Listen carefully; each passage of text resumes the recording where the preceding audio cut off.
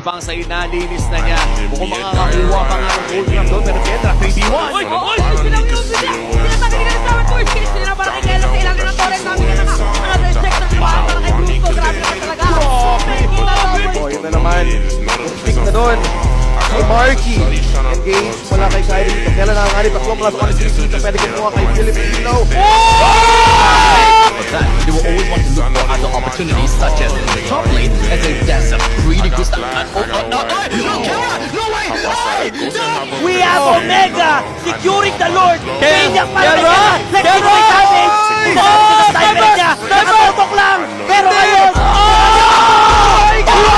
Tipis saja tapi kalau sini kan tadi mundur oleh orang create dan Legless interaction. Wow, Kendra!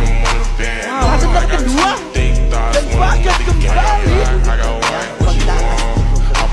Gusto bang maghanap ng kill? Look at that. Hinahanap niya si Kendra and kabati nga ba?